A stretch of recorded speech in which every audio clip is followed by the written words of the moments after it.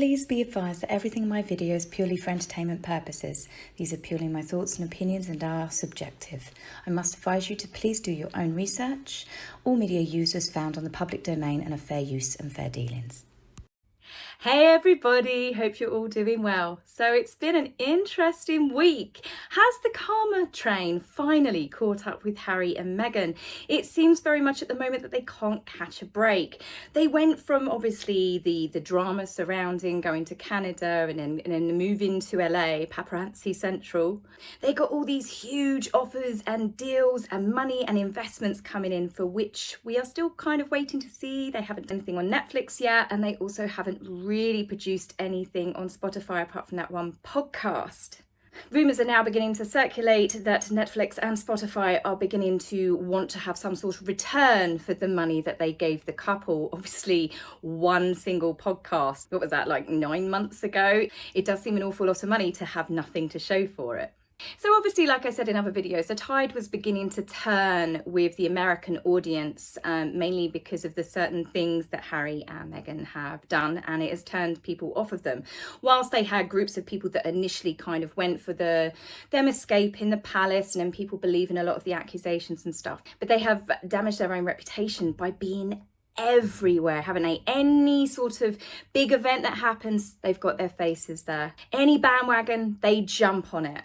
And it's obviously becoming tiresome for the US audience. Now, as far as their social lives go, I mean, we had that one paparazzi shot where they went to go out with Catherine McPhee and David Foster.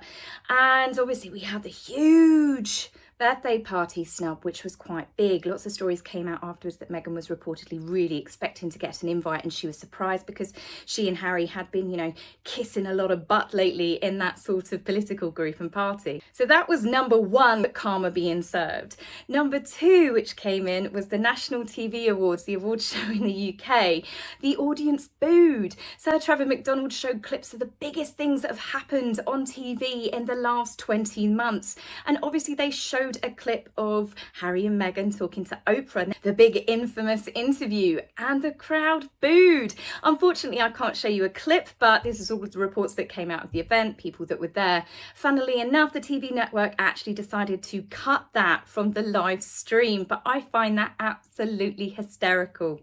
It goes to show that even with some of the wokest celebrities that were there, and I'm not saying that obviously everyone booed, but it goes to show that the way Harry and Meghan have treated the Queen and their family and all of the various accusations that have been debunked, they have kind of alienated a lot of people, and they've done that all by themselves.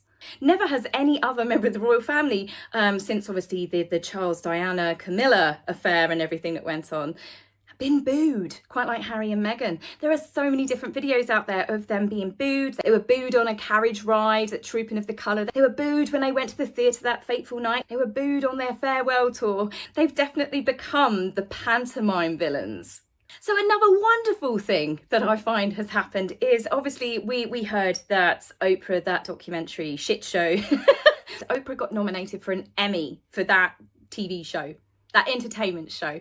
You can't really say it was an interview because she didn't ask even basic questions when her two guests couldn't even get their stories right. Oprah just sat there and let them kind of just blurt it all out, and just the occasional, what?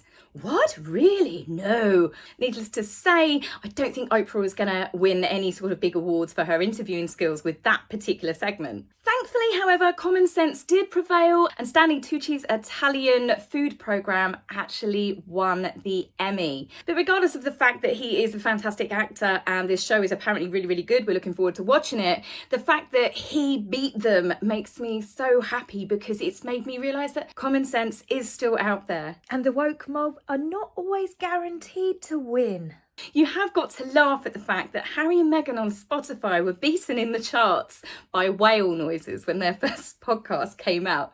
And now, obviously it's not just to do with them, it's to do with the documentary in a whole, but I love the fact they were beaten by a food programme. Literally, egg on their faces.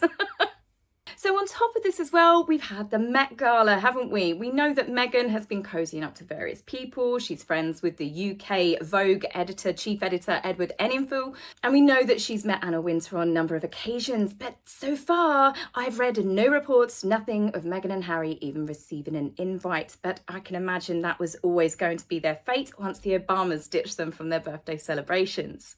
I can't help but feel that they've fallen from grace, persona non grata, as they say. I don't know what it is quite that they've done. Maybe they've just pissed off the wrong people. We know that Meghan has been very mercenary with her social climbing, and I think maybe she wasn't particularly nice to the right person. And then as their star began to fall, you know, they always say that saying, don't they? Be careful who you kick on the way up, because they're going to kick you twice as hard on your way down. So it seems at the minute that Harry and Meghan cannot do anything right, but naturally they do not help themselves. Obviously we have the huge anniversary of September 11th, and we had world leaders all meeting up, former presidents. The Queen as well, who sent a message to President Biden talking about how the victims and their families are in her thoughts and her prayers. We had world leaders all obviously comment on what was one of the worst days in history. So, of course, not to miss an opportunity, regardless of the tragedy that it was, Harry and Meghan got involved. Thankfully, they've learnt their lesson and didn't do a statement about how speechless they were. All they did was they turned their Archwell website to black, and then they started showing people's names that lost their lives. But people were very quick on social media to point out the fact that you have to click on their website to actually, if you wanted to look at, obviously, you know, it's over 3,000 people that lost their lives. So if you wanted to go and have a look at these names or look for a particular person, you had to go onto their website. And we all know, and I've said a bit before, lots of other people have reported on it, they harvest your data. It's not like on one of these websites where they, you know, you have to give your permission. They take your data, which means that they can sell it on, they can use it for marketing information. They've used basically a huge tragedy to try and get people to log on to their website. And there's something about that. It just doesn't seem to sit right with me or with a lot of people that pointed it out on social media. Now, there's lots of other things that seem to be cropping up on social media that may not be reported in mainstream, which I'll tell you about. Omid Scobie, I've been looking at some of his tweets lately, and he's very, I don't know, it seems to have taken a shift. He's not really talking about Harry and Meghan, and he has been reported on other members of the royal family without making kind of little barbs or putting inverted commas, or I don't know, sometimes he can be a little bit sarcastic or a bit snidey. And he's also, there was a tweet where he basically said that he has a lot of crazy people that hassle him, even people that I guess that are fans that follow him, and he's like, can you back off a bit? So there's obviously something that's gone on there. On top of that, the Sussex fan base, Sussex Squad as they call themselves, yes, I know, they have a regular podcast and they've basically come off of air. And again, that's something that just seems a little bit off. And I've said in a tweet, I was like, I feel like there's a storm brewing. There seems to be something going on. Harry and Meghan are literally nosediving in popularity in the States. And then you've got, you know, Omid's going a little bit quiet. I don't know, maybe he's been hit with a lawsuit or a threat of a lawsuit.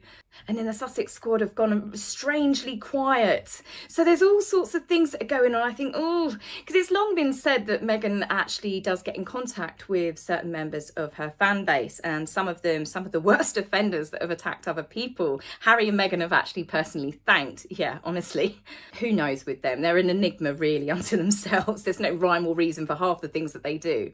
But it's a simple case of watch this space. So we've not really seen much of Meghan since her 40 by 40 piss take of the royal family, but Harry popped up yesterday.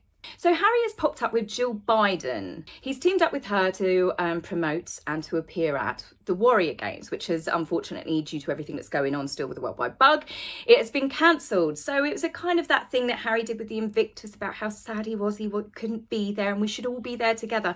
We not quite sure who he means that to. Now, a few people have pointed out the fact that it's a really bad video call when you think of Harry, when you think that I use my iPhone to do my YouTube videos. Harry just, it's not very clear, it's not very good lighting. He seems like that he's in a hotel room or something.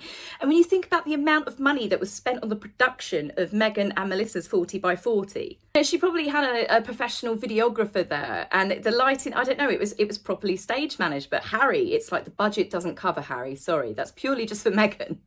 So Harry and Jill, they didn't film it together, they were in separate places, and they were talking about the fact that it's moved, but they did this big introduction talking about how Harry's a humanitarian, about how he's an ex-veteran, which he is. So they gave Harry this really huge big announcement, you know, to blowing smoke up his arse, and then Jill and Harry just sat there blowing smoke up each other's asses, basically. Harry was like, "Oh, hello, Dr. Biden. Thank you so much for your service." Service? I was like, isn't she the First Lady? What service is he talking about? Jill came back quickly with the complimentary smoke blowing, talking about that she thanks Harry for his service and about the fact everything that he does, yet to be explained exactly what it is that he does. But roping Harry into the whole warrior games and stuff, she said that you, Harry, you live by a simple principle. You serve together and you recover together. To say this has caused some confusion for people, especially me as well. I mean, don't get me wrong, this is all to do with the Warrior Games and the injured personnel, but I kind of really struggled to go that, you know, Harry recovered as well. What did Harry recover from? Thumb strain from overplaying the Xbox. I mean, you've got to remember that he compared being in Afghanistan to a video game. There's something about Harry that irks people, myself included, because when people start praising Harry for his service, he just seems to lap it up and he lets people talk about it like he was some sort of huge war hero. And it's a bit cringe. I'm not saying that Harry didn't obviously serve in Afghanistan. He did, but it is a known fact that he was heavily protected. If anything, he endangered a lot of the troops that he was with because he was such a prime target. He insisted that he wanted to be based out in Afghanistan. He was never on the front line. He had personal protection team around him all the time, and they called him Bunker Harry. Now, this is all stuff that you can check out for yourself. Obviously, he still went out there. Now, quite a few people have raised the question, is there no one better that the Defense Department and Jill Biden could have actually picked? You know, what about an actual American veteran for a start to speak to American veterans? I mean, I'm not being funny. Harry is ex-UK serviceman. He didn't serve for the US. The USA is not his country. So I find it a bit odd that they would choose him, especially because everything he seems to touch at the minute with his wife, due to their unlikability, it's like reverse Midas touch. It was only recently that Harry and Meghan walked across US veterans' graves, an LA cemetery. They shut down the cemetery to normal people, to the public. They got a fashion photographer and walked over these graves and did all of these post shots. Harry also recently called the Second Amendment bonkers. And thirdly, if we're going to praise Harry's military, he's left the UK. He literally shit all over Queen and country as far as most people are concerned. And to top it all off, even before all of that happened, Harry was given a huge prestigious position passed down by Prince Philip to be the Captain General of the Royal Marines. And he turned down going to a memorial concert to take Meghan to a Disney film premiere so she could hug Beyonce and have the cheek to ask Disney CEOs to give her voiceover work. So I'm sorry, whilst Harry has got his name attached to the Invictus Games, I'm struggling to see how he is a good person to promote the military in the UK, in the USA. And what is this? He's got the Invictus Games, now he's trying to get in with the Warrior Games. Is he trying to be a global spokesperson for all veterans in the world? And I can't imagine many people in the USA, especially the military, are particularly happy with a spoiled prince who has just quit his queen and country, coming over, slagging off their amendments, getting involved with who they should vote for in their politics, telling them how to live their lives, now getting involved with their wounded warriors.